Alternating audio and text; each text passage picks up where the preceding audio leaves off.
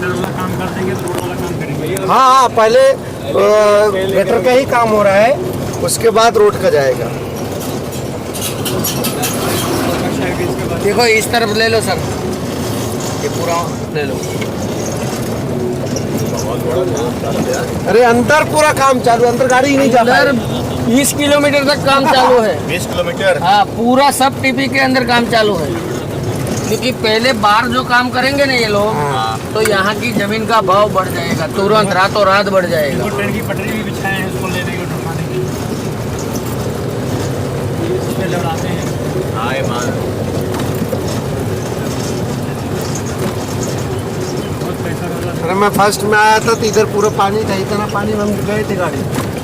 ये तो आज आपको सूखा भी दिख रहा है, शायद आपको आगे भी लेके जावे।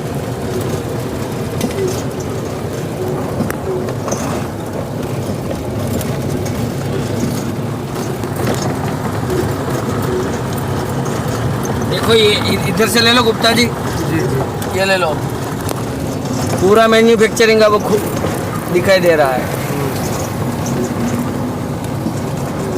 कंप्लीट से बना रहे हैं। देखो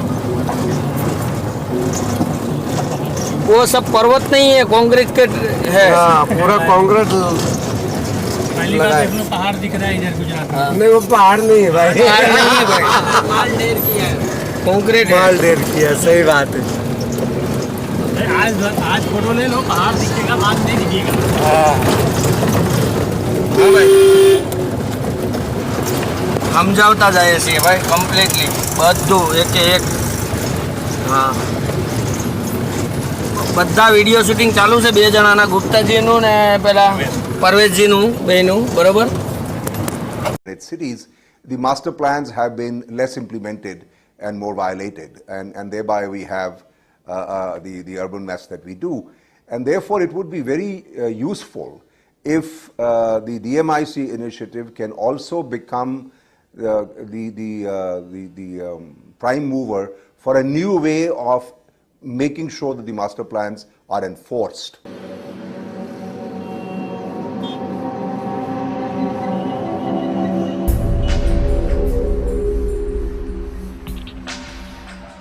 Following the master plan is just step one.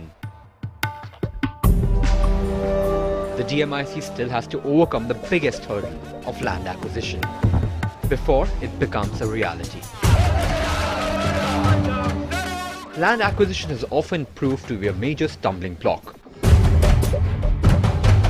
And estimates suggest that projects worth 6,65,000 crores have been stalled due to acquisition problems in the last decade. So how does the DMIC plan to overcome this problem? We are very hopeful because our project has been structured in a manner where we give equity to the landowners, where we look at not the gross requirement of land but the net requirement of land, so that we are able to create the trunk infrastructure, and the other transaction of land which is owned by the private parties can be done directly by the farmers. But the fact is that areas which have been identified, there's a substantial area of government land available, there's a lot of wasteland available where there's adequate availability of water supply. But even then, a lot of land still needs to be acquired for the project. And the string of events from Singur to Jaitapur to Noida has exposed the shortcomings of the society.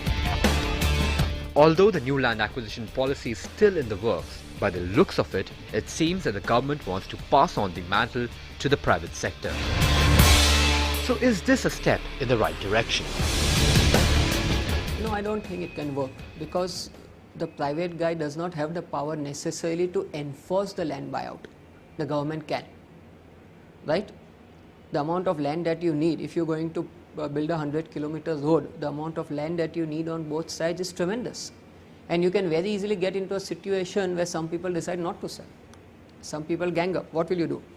So I don't think land acquisition as an obligation can ever be handled by the private parties on their own. And then there is the problem of getting the financial structure right. The DMIC project envisages a substantial investment from the private sector. But currently, there are no instruments to raise long-term finance.